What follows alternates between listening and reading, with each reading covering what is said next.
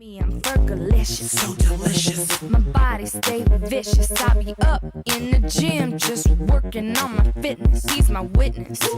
I put your boy on rock, and he be lining down the block just to watch what I got. So delicious. It's hot, so delicious. I put them boys on rock, so delicious. They want a taste of what I got. What's going on, guys? Welcome back to another episode of the Health and Hustle podcast. This is episode number 13. On today's episode, we have two great topics for you guys on not being self-made and women and weightlifting. So I think I'm gonna get a little fired up at the end here. So before we get into those two, let's check on my co-host Corey Carpenter. What's going on, man? Todd, man, I'm doing good, buddy. How you doing? I'm doing well, man. I'm doing well. Got a good lift in this morning, and I'm ready to get this going. Yeah, just came off of a long holiday weekend, leading to a short work week. Really excited. Less than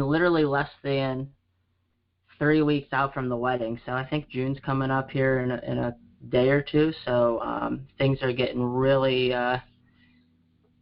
getting a little hectic, but really, really excited. So I'm actually finally starting to get excited. I didn't think it was ever going to come. You know, we've been engaged for so long. It's one of those things I didn't really ever think was going to get here, but now it's kind of here and starting to get really excited, man. How long have you guys been engaged for? We got engaged in August, so like this coming August would have been 2 years. So it's been over a year and a half we've been engaged now. Oh, nice. So, I mean, it was nice because, not a lot of stress leading up to it. It was so far out that, like, all of the vendors and things were free because they didn't have anything booked or scheduled. So all of that was super easy. On her, I should say. She pretty much has done everything. I can't really take much credit for anything. But, so it was an easy process getting everything scheduled and booked. But now, like, we're getting down to the wire where there's little things you didn't realize that need to be done and taken care of, and we're kind of knocking that stuff out as we go, all at the same time as trying to get all of this apparel in and sent out. The order was placed last week, so I'm hoping to hear back from them pretty soon and get all of the initial launch of the gear in. We did order plenty of inventory, so we still have we'll have a lot left over because we're still taking orders and we're still getting orders daily. So it's pretty exciting though, but definitely a lot of shit going on. Yeah, man, I think the FWYH is kind of popping off a little bit. What's that? Go ahead, man. People are always asking me questions about it and stuff, and like some of the older people that talk to me, I kind of have to sugarcoat it for them a little bit, but I think the people our age get it. Yeah, dude, it's funny. I've been dealing with my I don't know what you want to call it, the vendor that's doing all the printing and everything for me. And I was dealing with it for almost a week before she finally asked me what it stood for. And I just like start laughing. I'm like, and I tell her, she kind of got a kick out of it. She's like, I kind of thought that's what it was, but I wasn't really sure. But yeah, it's been interesting because there's so many different demographics of people, and even people that listen to us that, you know, obviously they don't care for the word and don't use it. And if you've listened, you've known that the word's pretty fluent in my vocabulary, so it's only fitting that the first time I ever launch apparel, it's going to have that word in it, of course. But, I mean, yeah, even though my family and everybody supports everything I do, I mean, like, you're not going to see my mom wearing one, and I understand that. Like, I totally get it. But I just couldn't believe how many people it resonated with, like, all across the country, and it's got so many different faces and legs to it where you can kind of take it and make it mean whatever you want. You know, for me, it was more of a personal, inward-looking thing, talking to myself and teaching myself how to, you know, move onward without worrying about what people are thinking or saying about me. You know, but then on the same token, you know, the way we live and the way we do, you know, with our gym and stuff, it's almost like we kind of have to, like, sometimes put people in our place, too, and be like, listen, we're not normal. Don't try to make us normal, you know. This is the way we do it, and it works for us. So it's pretty exciting. Yeah, man, it's cool. I always hear, like, in a lot of the trap music that I listen to. What is trap music, by the way? Trap. Basically, and I might be wrong on this, but I think the word trapping means like to sell drugs or something. Like to make Does it? to make money. I think, but like that's like the music. I guess that's kind of like the lifestyle music. I don't know. It gets me pumped for the gym. That's why I listen to it. So, but a lot of the songs they always use like F the system. I'm trying not to cuss. I'll leave that to you. But they always say like F the system, and that's what it kind of means to me. I think it's cool just because we're not normal, and I think that kind of encompasses our group pretty well. So yeah. Well, dude, and to bring it full circle too, before we wrap this up and get move on to something else, it's so funny to think about when my mom told my brother what I was doing. He's like, "Oh, that's an old rap lyric or something." I used to jam to old school DMX with my brother. That used to be in my parents' basement gym. That's where we used to work out and train together. That was the first song that was on my lifting mix CD.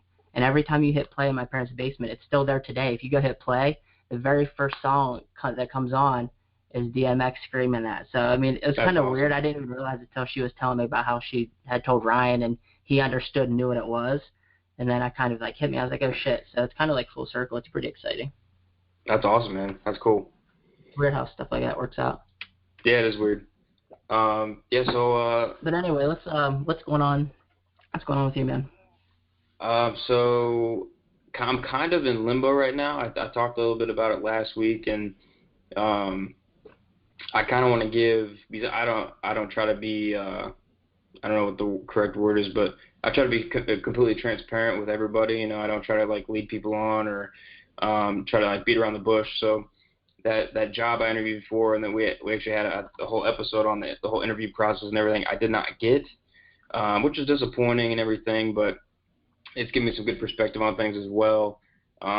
Basically, without getting too much into it, the reason that I didn't get it was actually kind of a plus. It was basically because I had my other business, and they were just worried that I wouldn't have enough time to do both. So it wasn't a negative reason I didn't get the job. It's just they wanted to make sure that their future employee had enough time to do what they needed to do. So I mean, and I've still got a good relationship with the people there. So there's always possibilities in the future for that. But so I moved home to Akron, kind of getting everything. I'm actually here in Athens right now, getting everything at the apartment cleaned up, and I'm going to the high school today to get everything cleaned up there and turn my keys in. So I'm kind of in a transition period right now, just trying to figure everything out and try to figure out things moving forward.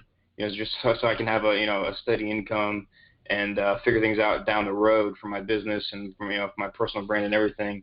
When I was talking to you about this off air, it just it kind of goes back to why we started doing this podcast, and what we're trying to convey to the listeners is trying to be an entrepreneur, trying to figure out the ropes.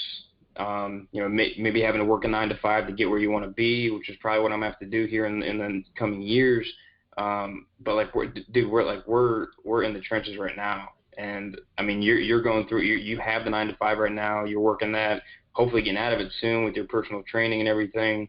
And I don't even have that job right now, so I'm like as far down in the trenches as you can get, which is cool. I mean, it's exciting. I mean, obviously it's a little bit scary because I don't know what the future holds right now, but I think us going through this is really and us being transparent about it is cool for the listeners, because if they're going through it too, they can kind of identify with us and with the future dialogue that we have with people on Instagram, Twitter, and everything. Hopefully we can learn from them too. So I think it kind of just goes back to what we were talking about from episode 1 and why we started doing this thing. So yeah, I think that's been huge so far. I mean, being 13 weeks into this, I think the biggest key to our our steady group of listeners is that they can relate so well with us, because they are right there where we're at. They're still working. They're trying to get this thing to pop off. They're kind of chasing. They're learning that, to be happy, they're going to chase their dreams no matter how hard or difficult it may be. But yet at the same time, they are still working. They still do have real life responsibilities, and they can kind of relate to where we're at a little bit better. But kind of going back to what you had spoken on with your interview and your job, and you're moving, and, are you unemployed right now? Like, the key thing I took away from what you said in terms of them not digging, you having your own thing going on, which I think is awesome that you have your own, you're a business owner, but the word you used from them was that they wanted their future employee to be 100% available, and that's what we're working to get away from anyway. Now, granted, don't get me wrong, there was a ton of awesome opportunity there that you could have learned and used in the future. But that does go back to show that you're almost already over that hump of you're not an employee anymore. Like you're already like, you know, you said you're unemployed, but are you really? Because you're kind of you're a part business owner, right? Yeah. So, you know, just to kind of reiterate that to even yourself, because I know like as hard as you can be on yourself, like, I mean, it just shows you that you're on the right path. You're going the right direction, you know, and you've already done enough and proven yourself enough as an entrepreneur to kind of have someone shy away from wanting to hire you because they want someone that's only going to be an employee. Yeah, man. I took a lot of positives from it. Obviously, you know, I was disappointed, but you know, I mean, it freed up so much time that I wouldn't have had now, you know, for my business and the workshops that I have to do, which I actually start back up tomorrow, and then all the other personal brand stuff I'm doing, because I think I'm gonna, without getting into it, I'm gonna kind of rebrand myself and kind of fix my website and everything, because it's not where I want it to be right now. But yeah, man, I'm excited. Yeah, dude. So, I mean, your free time, I guess we'll call it free time, I know you're going to be busy, is going to allow you to do so much more and brand yourself and your new business so much more and take that shit to new levels. So, I mean, I know, yeah, obviously, you know, we did want the job, but now you can look forward to the future, and I know you're definitely excited, and we're all excited because we're going to get to, you know, take this journey with you and learn from you as you go. And you know just as well as I do and anybody else, now it's time to double down on all your strengths, and you're going to kill it. Yeah, That's cool, man, though. You know, we really appreciate you sharing that with us. I know it's difficult, and putting ourselves out here on a podcast makes everybody very vulnerable. It's something that takes a lot of getting used to, but to be able to come out and just kind of share triumphs and struggles with everybody is, you know, it's a big deal, and it says a lot about you. So thanks, man. Yeah, man, that's what it's all about. That's why we're here. So yeah, man, kind of bouncing off that, let's get into our first topic about not being self-made. So, you know, we kind of brought this up actually last week when we wanted to talk about it before our technical difficulties. But I think it's cool, you know, with everybody being on the come up and everything, and trying to figure out what we want to do long term.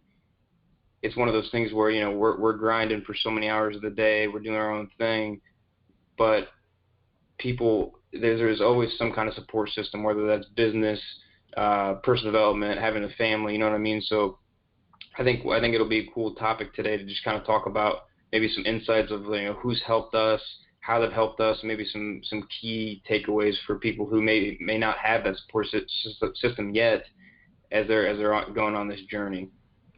You know what I mean? Yeah, man, I like that a lot.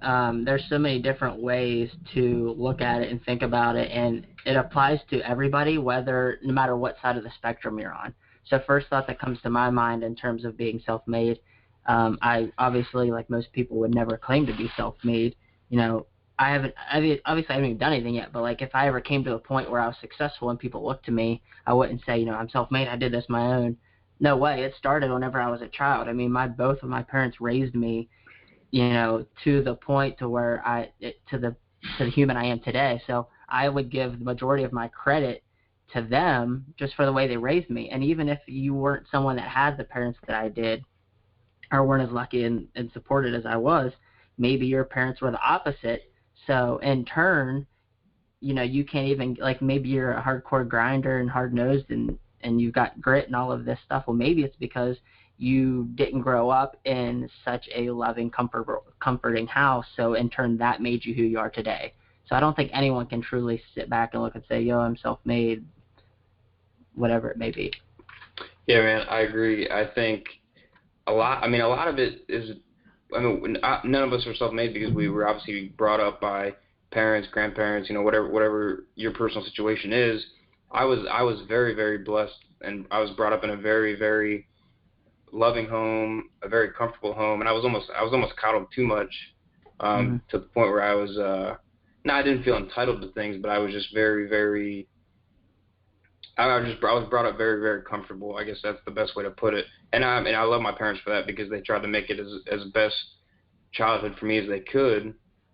But from there, it was just, I think it's kind of hard to draw that line between saying you're not self-made and then, you know, all the work you put in after you were given that kind of foundation. You know what I mean? So because like Gary Vee talks about all the time, like he says, you know, he when people say he's lucky, he gets really mad because, you know, he says, yeah, I was lucky to have the parents I had. I was lucky to, you know, come over to the United States, but all the work I put in has not been luck. You know what I mean? So I'm kind of veering off from what our topic is, but I want people to kind of be aware of we're saying that nobody's self-made, because that's true because of the support systems we have, but it's also, it's okay to take credit for the work you put in too. Yeah, I think I get what you're trying to say. And what you're meaning is, you know, you're not saying that you did this all on your own, but at the same time you're saying, yo, I'm the one that put in all the fucking work. I'm the one that slept 2 hours a day, 7 days a week to make this shit happen. So it's okay to take credit and say, yeah, I did it. Yeah. But at the same time, what you're trying to do and what I'm trying to do and what I've gotten better at the turn of this year in 2017 is show appreciation and show that people that helped you along the way say, yo, I recognize what you've done for me. I appreciate it. Thank you. I couldn't have done it without you. So it's, you know, it's two different concepts, but they do go together. And I think the word maybe we're looking for is appreciation. Because once I learned that and started portraying it and expressing it, it only took it to new levels. So the help I've gotten since I've showed appreciation to others has even increased. So, I mean, I've had help all these years, but whether I realized it or not, when I started expressing my gratitude and my appreciation for it is when it even went to new heights. Yeah, man. I think like once we've gotten to this point, kind of where we're at, because obviously we're very independent now. I think, and I know this is a big weakness of mine, which I'm trying to get better at. But we're so independent. We're grinding all the time so hard. We almost, and I think for me it's an ego thing. Some other people, it might just be they're afraid, but is asking for help. You know what I mean? So that's that's from your family, for the people you're surrounding yourself with. You know, for us, people in the gym, people in the business, whatever. I think that's something that people struggle with. I know I do, because we can't do it on our own. I mean, as hard as I'm grinding as a business guy, I may not be the best with finances, or I may not be the best if I'm trying to drop in a parallel line like you, Corey. So like I would ask you for help on that, because I don't know the ins and outs of what I'm doing, and you don't know all the ins and outs of what you're doing right now. You're just kind of learning on the fly too. And I'm sure you've asked people for help. You've probably asked Corey for help. You know what I mean? So it's just you got to constantly self-audit yourself. You know, like you said, double down on your strengths, and then figure out what your weaknesses are, and ask for help on those. Yeah, you know, we talk a lot about, and people talk a lot about developing your weaknesses and working on them. I've kind of played on both ends over the past couple years, but I'm kind of, now that I'm getting more experience myself, I'm leaning more towards the doubling down on my strengths, finding help for my weaknesses. And I mean, we talked about our parents and grandparents and people raising us. Let's go next to, you know, your personal life and your home life. All of the shit I'm doing, like I leave my house at 3. Most days, 5 days a week, I get home between 8, 9, and 10 p.m., but I'm not a single stay-at-home bachelor living on my own. Like, I have my own little mini family here, and if it wasn't for Jess picking up the slack of the things that I'm not able to do or take care of or handle, you know, this place wouldn't even be running as smoothly as it is. So, you know, she's going to be the next person that I'm going to give credit to, because if it wasn't for her, obviously, supporting and understanding my vision and dreams and believing in me, that's a starter, because if it wasn't for that, how could I even do it? But the next step, not only does she believe and support and help, she picks up the slack on the things that I'm unable to do. And then when there is times where I'm able to help her and do things, you know, that she needs done, or help her with other stuff. So it is both ways. It's not one-sided, but that teamwork right there, you know, is the next form of I mean, I think it kind of boils down to self-awareness and not, like you said, claiming to be doing it all alone. Yeah, man, I definitely can agree with that. I mean, we've talked about our families and loved ones a lot on this, and I mean, growing up and even now, I mean, I rely on my parents and my grandparents actually a lot on like, you know, financial advice, things I should be doing, as far like we talked about a while ago with my mutual funds and getting gas money for the gym and stuff. Just even to bounce ideas off of, because I know that I have a pretty good idea of what I want to do, where I'm going, what I want to do with my finances, but they've helped me out a ton with that. Emily's been, I mean, paramount, and you know, she's my, besides my mom and dad, she's my biggest support system. I mean, these past 3 days we've been together, probably the most we've been together in a long time physically, like together, which has been cool. But I mean, being apart 3.5 years, she was my biggest support system, and she had to do a lot of the work for our relationship, as bad as that sounds. And I mean, we there were fights and everything, but I mean, without her kind of holding us down and holding us together, it would have been tough to be able to do everything I'm doing and kind of keep that relationship going. So she had to put a lot of work in, even when I was slacking in those departments, which is awesome, because I wouldn't be able to do that without her. Kind of getting into, because I know you want to talk about some business and fitness, people that have helped you as well. And I think a lot of mine kind of tie in together, but it kind of comes back to, and we talked about this in one of the earlier episodes, surrounding yourself with, a good inner circle. And I mean, business and fitness wise, Corey G's been my main guy as far as helping me out with getting my business up and running, kind of helping develop my personal brand. Fitness, obviously, he's been helping me out with getting ready for the show. And then as far as, another fitness one is the 4 AM crew. And I know you got some good points to talk about this for a second, but I'll just say this is having a group of 20 to 30 guys at 4 AM supporting everything you do, business, fitness, lifestyle, whatever it is, and that are in your corner every single day is awesome. And I think, kind of reflecting on a little bit, is now I'm not as close to the gym anymore, and I probably hopefully getting there 3 days a week still, because I'm about 2 hours away now. It's nice to have those kind of people in your corner, because it really kind of puts things in perspective of not being self-made and knowing that it'd be tough to do everything we're doing without the guys that we have in our corner. Yeah, you know what I mean? That's huge, and I think it's something that I don't even know if I've always been a huge supporter of. I don't know if I always looked at it in the same light that I do now, but we talked about off air at one point, like the hashtag like Team OSG, 4 AM crew, team win the day. Like these things, they're part of our brand, and that's how we kind of get the word out of what we're doing and spread our community, because our community is huge at this point. But for me personally, I mean, if I scroll back through my IG of like days, months, years, like of hashtagging like Team OSG, team win the day, it's because I couldn't have done anything I'd done without these guys. Like, whether it was a meet, winning my very first powerlifting meet at OSG, whether it was completing 100 days straight, because I remember at one point when I thought 100 days straight of squatting was fucking crazy, and then it's turned into now almost 3 years, 2.5 years of it or something.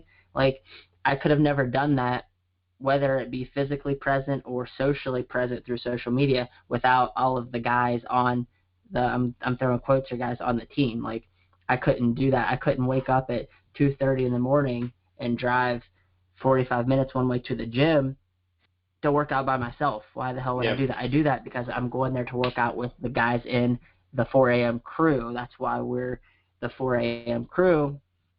Any success I have in life, whether it be inside or outside of the gym doors, I can attribute that to those guys.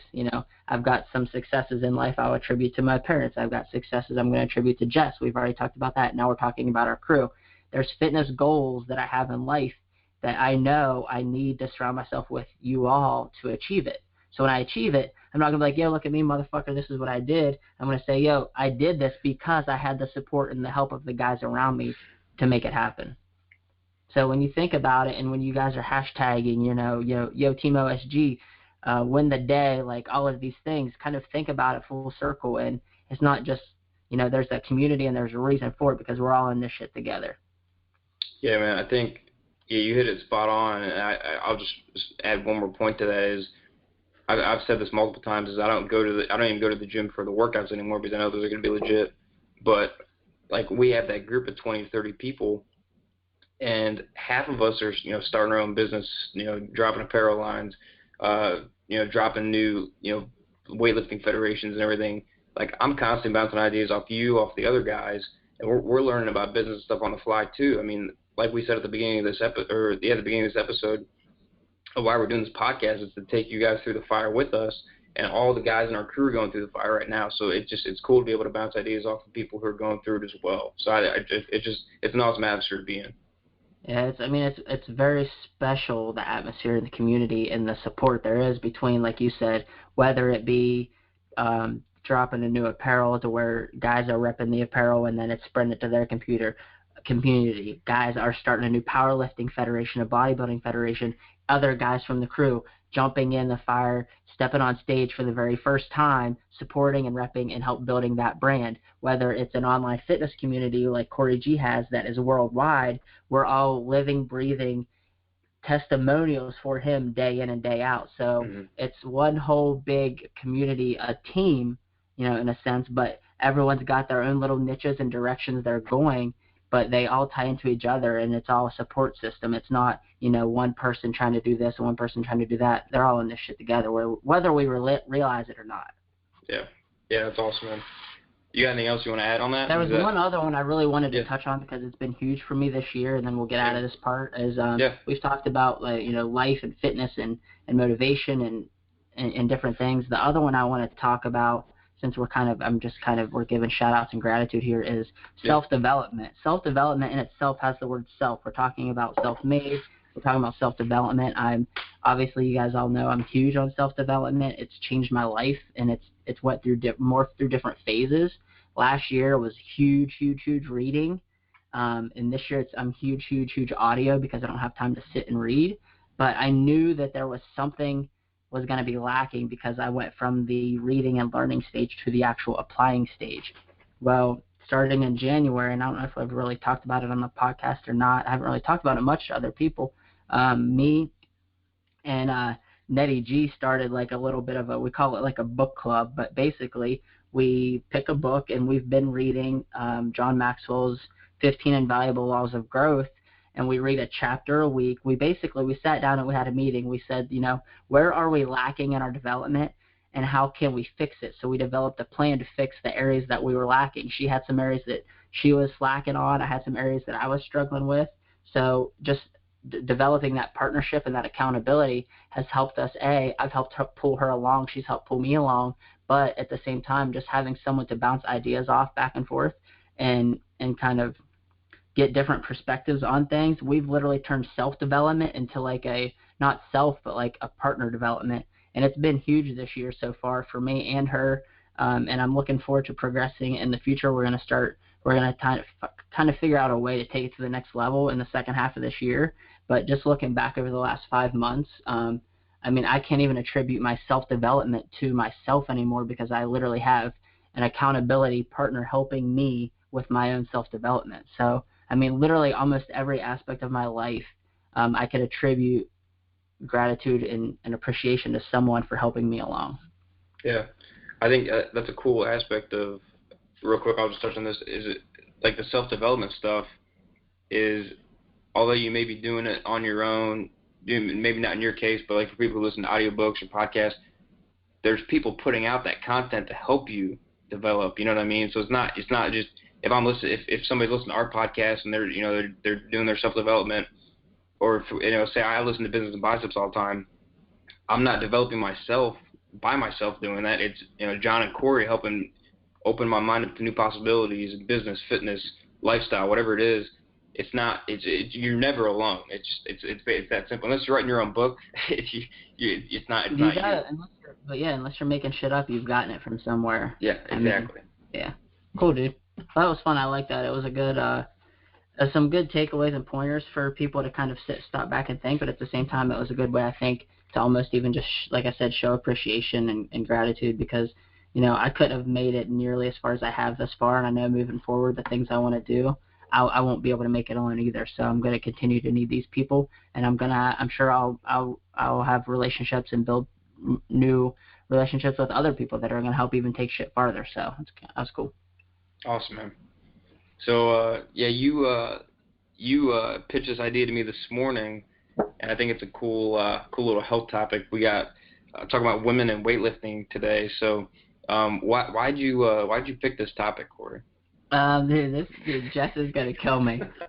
You had to just throw me right in there. So I posted a picture on my Instagram. My fiance Jess is rocking the new ladies racer back, which I didn't realize was the name, but I just thought it was a tank top. She's rocking the new tank top. It says FWYH across the chest. She's got a couple dumbbells in her hands, and she's military pressing them. And I can't stop staring. She looks awesome. So she's not used to being on social media. She's not used to people seeing her in that kind of shape and all of that kind of thing. So she's still having a hard time adjusting to it. But it kind of made me realize, because my whole premise and concept of the post was, lifting weights isn't going to make you look manly. Lifting weights isn't going to make you look bulky. It's not going to make you look masculine. Lifting weights is going to make you look sexy as fuck, in my opinion. Since I don't think I've said the word enough yet today. Like, lifting weights, there's so many benefits to them, and literally I could think of 10, 12, 15 benefits of lifting weights, and I can only think of one or two reasons. I don't even know if I can think of one or two reasons not to. So let's kind of debunk a little bit of the common misconceptions with lifting weights in women, and kind of give some of the takeaways in the 360, which would be the positive benefits of it.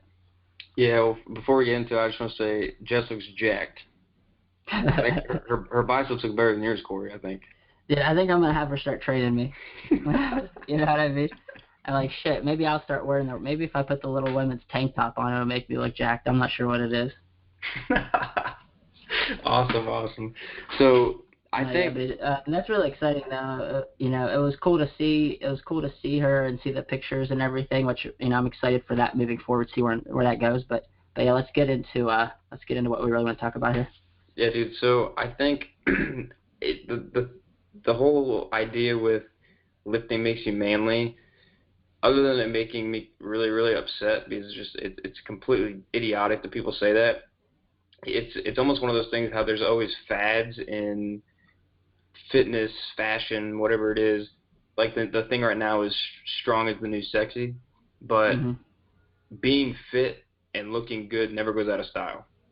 You know what I mean? And the thing with girls is they're like, oh, like if I do, if I start lifting like with weights, like dumbbells, I'm gonna get like ripped and look like a man.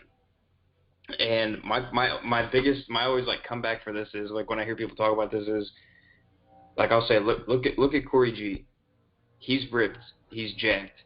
He's been doing this for 20 years, and you think going to the gym for a week is gonna make you look like that? You know what I mean? So it's one of those things that it comes with not being educated, not being around it. Yeah. Because and that's not to like come off as like being a negative or a bad thing. It's just people have this misconception if they start using 20-pound dumbbells for bicep curls, they're gonna have 30-inch arms. Yeah. You know what I mean? But it takes. What's up? A little bit of a misconception I think is if you're not a woman who grew up lifting consistently or being around women that lift consistently, you see two pictures. You see guys like Corey G that are jacked and ripped as hell, that have been doing this for more than half their life. And you see the only other people you see that are women lifting you probably see women bodybuilders maybe on TV or at the Arnold or in a magazine, and you think, yes, they are. Like, you see women that look like Corey G. I get it. Like, I'm not trying to say that's what you want to look like, but those are your only two models to see. You see dudes super jacked and you see women super jacked. You don't see the women actually, because they have clothes on or their skin's covered, that they actually are just healthy and strong. Yeah, I think, and kind of on the opposite end of things, I think there's a lot of girls out there that only think they should be on a treadmill. Yeah, I mean, what do we call them? Cardio bunnies, like, that just want to run. I mean, if you like to run, and I think running has a ton of cardiovascular benefits and conditioning benefits. I'm not saying don't run, but there are so many benefits to lifting weights. I mean, maybe we could talk a little bit before we get into the medical of why lifting isn't going to make you big and bulky. What are some of the benefits of lifting weights? I mean, do you want toned muscles? Do you want definition? Do you want your skin and your muscles to feel firmer and tighter? Do you want to feel stronger, have more confidence, be physically healthier? I mean, lifting weights and resistance training is proven to make your bones denser, which as you get older, which is what I tell my clients, you're 20, 30 years old right now. You're fine. Your bones are dense. You're young. You're healthy. When you're older, when osteoporosis starts to set in, if you have A, developed the habit of lifting now, that's going to help you in 20 years, but B, your bones will already be immensely, whatever the word is I'm looking for here. More dense. They'll be denser leading into it. Yeah. So it's going to help battle the osteoporosis as you get older. Not to mention the metabolic rate. Your resting metabolic rate is going to rise. You're going to continuously burn more calories throughout the day. And it's just a good, healthy habit to get into. Yeah, I mean, you hit all those on the head. I think if I was a woman, I would be lifting weights just for the osteoporosis thing. You know what I mean? Because literally, and this is going to sound kind of bad and negative, but if I'm a 70-year-old woman, I've never loaded my bones with any kind of weight ever, and they haven't been able to adapt to that kind of load. If I fall in time and break my hip, a lot of times those women never come out of that. You know what I mean? They go into the hospital, and then they're there for the rest of their lives. You can't wait until it already sets in you're 60 and 70. Like you said, you can't wait till then to start lifting. It's too late. You want to lift now to help battle that. Yeah. We don't get into a lot of my work 9-to-5 topics because I work in a hospital, but not a lot of them relate to what we got going on here. But this is one that does. The majority of my patients that are 60, 70, 80 plus are bone density, osteoporosis, hip fractures. If you fall, it's not just a hip fracture. You fall, you break your hip, you go to the hospital, you're bedridden, you get pneumonia, you don't come out of the pneumonia. It's just a spiral effect, and I'm not going to say it could all be attributed to you picking up weights when you were younger, but you never know, and it's something that could potentially keep you from running into that issue down the road. Yeah, man, I think that's awesome. I think I don't really know exactly where we want to go with this, but the one thing I will say is, and I get a lot of this from Emily, is Emily's pretty active in the gym. She works her butt off in the gym, and I guess for the women that we have listening to us, the one thing I will say is most of the hate that I see and hear about girls lifting comes from other women, and I don't know if that's from jealousy or, again, not being educated, but Emily gets kind of shit on all the time about her arms being too big from other girls. Your arms are too manly, you should stop lifting, start running more. And it's just it's sad because people have that kind of outlook on weightlifting and things, but I just want to kind of open up, hopefully, if like I said, if we do have women listening, I'm sure they're not that way, but if they have their friends that may be hating on other people, just to kind of open their eyes to hopefully at least giving these girls a chance, because they're doing what makes them happy. Most importantly, you know what I mean? Well, here's the thing. Whether you lift or not, there's always going to be people in life that are going to hate and people that aren't going to understand it. But that's where, we run into the same thing as men. We just don't take it to heart like maybe they do, but people telling us that we're crazy for the shit we do, well, that's their own insecurities. If someone's telling Emily her arms are too big, if someone tells Jess she looks jacked and she shouldn't look like that, that's because they're insecure with their own bodies, or they wouldn't feel the need to say these things to other people. So, you could hit them with science, you could hit them with health, you could hit them with mindset, whatever it may be. The reason people are hating, whether it's because you're too skinny, you're too fat, you're too muscular, there's literally, it's always going to be something. I don't care what it is. If Emily wasn't in the gym killing it and eating right and eating proper, people would be saying, oh, you're too skinny, you need to eat more. Literally everyone's always going to have something to say. Yeah. So it's up to you to do what makes you happy. Ultimately, if being a cardio bunny and running all the time makes you happy, that's fine. But we're here to kind of tell you that it's okay to lift weights, and there are multiple benefits to lifting weights. And the number one that I always tell people when they talk to me about lifting and losing weight is, obviously, they're always, a big one is, I need to do higher reps, less weight if I want to get toned, right? And if I want to get bigger, I need to do heavier weight and low reps. In a sense, yes, that's true, but a lot of that plays down into your diet and a million other factors. The biggest thing I try to portray and explain to women about lifting is, if you run, and say you run a mile or 5 miles, whatever you're running, you may burn off X amount of calories while you're running, right? Yes, we're not going to argue that. If you're on the stair stepper, you're on the treadmill, you're on the elliptical, you're burning calories while you're active, yes. if you lift weights, you're burning calories while you're active, but what are you doing when you're lifting weights? You're breaking down muscle tissues and muscle fiber. What do those have to do when they break down? They have to rebuild. They rebuild for the next 24 to 48 hours. What is your body doing while it's rebuilding those fibers? It's burning more calories. That's why people with more muscle burn more calories. They have a higher resting metabolic rate because their body is constantly rebuilding the torn muscle fibers. If you're just running, you're not breaking down. Maybe you're doing something with the legs. I don't know. Maybe you're breaking down a little bit of tissue, but if you're lifting weights, you're breaking down muscle tissue consistently and constantly through all parts of your body that your body is constantly having to repair and burning more calories. Does that make sense? Yeah, that's awesome, dude. The only other thing I'll add to that is girls obviously, like, a lot of them run, like we're talking about. Not all of them weight lift. And I will say, if you love running, then run, but do it in a way that breaks down that muscle tissue, like you're talking about, Corey. I mean, if you take a cross country runner, a typical cross country runner, and then a 100-meter sprinter, what do their body types usually look like? Completely different. The cross country runner usually is a lot, very frail, thin, and skinny, which is fine. I mean, obviously if they're healthy and they like it, then that's fine. But if you want that more, maybe curvy, muscle-toned look, then do high-intensity sprints, interval sprints, anything like that, because that's breaking down the tissue like you're talking about, and then it keeps your metabolic rate a lot higher. And then you'll look more muscular, maybe not even lifting weights if you want to have more toned legs or something, anything like that. Then do those sprints, because that'll keep your metabolic rate much higher. That'll have you burning a lot more calories over a long period of time. And it'll make you look a lot more muscular too. Yeah, and I think that's why the HIIT thing is catching on and has caught on so much, is the high intensity and the intervals of the training. Getting your heart rate up and down is good for burning calories. Yeah. In terms of the sprinter versus the cross-country runner, if you want to be fast, what is the number one way to get fast? You have to get strong. That's how you get fast. You have to build the muscle fibers and the tissue for the explosiveness and the speed. So that's why you get strong, and that's why sprinters, their legs and their bodies, they look different than a cross-country runner, because to run long distances, what do you have to do? You have to run long distances.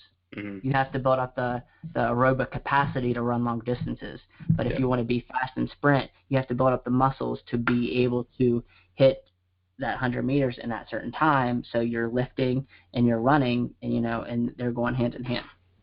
Yeah, that's a good point. You got any closing things on that, or what? No, the only other thing I think is, like I said, I don't think you have to, I don't think you have to lift weights 5, 6, 7 days a week, unless that's what you want to do and you love to do that, or you're training for powerlifting competition, or because women do that and they kill it and they look awesome. I would say, like, an average, like most of my clients that I train, like, they lift weights 3 days a week. They do maybe a day a week if they are really dedicated of like an interval high intensity training, and they do maybe 2 days a week to 3 days a week of a light, what I would just call like a steady state aerobic, like a treadmill or a run or a jog. It doesn't have to be every day of the week.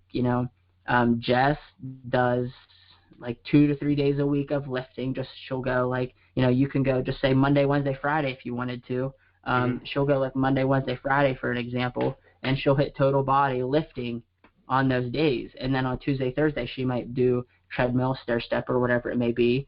On a Saturday, she might do an in-home, because I have a shitload of in-home, like, kind of like interval type workouts, because that's what I program a lot for my people. So she does just a variation of all of them. She loves to do yoga. That's something else we didn't really get into, but there's benefits to, like, there's all different styles, but you don't have to pick one and do it 5, 6, 7 days a week. You can mix and match, and I think the best balance is if you do multiple, and kind of spread them out and just constantly keep it varied. Yeah, I think basically find what you enjoy, mix it up, and have fun with it. If you have fun, you won't get tired of it, and you'll see results. Yeah, if you love what you're doing, you're going to continue to do it, and that's why you're going to get the results, because I just think people would try to do things they don't like to do, because they think that's what they have to do to get results. But if they don't like it, they don't stick with it long enough to get the results. So the key is you need to like it enough to stick with it long enough to see results, because once you see results, dude, it's game over. As soon as you see results, you're going to be like motivated to do more, to continue to push harder and to progress. But you have to stick with it long enough to see the results, or it doesn't matter what you're doing. You're not going to make it. Cool, man. Yeah, great point. That's all I got. Awesome, man. Well, that was cool. Hopefully, people, you guys got a little bit of takeaways from both topics. If you have any questions at all, feel free to hit us up. We're both very active on social. It's easiest to DM us on Instagram. My Instagram handle is CoreCarpFit, CORCARPFIT. Todd, can you tell us what your Instagram handle is again? Because I know it's probably the easiest way to get a hold of us really quickly. Yeah, it's Todd Sabol, TODDSABOL _PAV. Cool, man. Thanks. So, yeah, guys, email us if you want. Hit us up on IG, questions, comments. Leave us a rating if you liked what you heard. Give us, hit the stars on iTunes or SoundCloud. Leave a comment if you have any takeaways or something that you liked or don't like that you heard. We're constantly trying to get better. We feel like we're heading the right direction. We'll never feel like we're all the way got this shit figured out, but we're going to keep trying. And as long as you guys keep listening, we're going to keep giving you everything we got. So we appreciate everybody listening in. Hit us up, tell a friend on iTunes or SoundCloud, Health and Hustle Podcast. And that's all I got, Todd. You got anything else before we get out of here? I'm good, man. You said it all. Awesome. Thanks, guys. Have a good day. Peace. Have a good hump day. Peace. Hold up. Check it out. Baby, baby,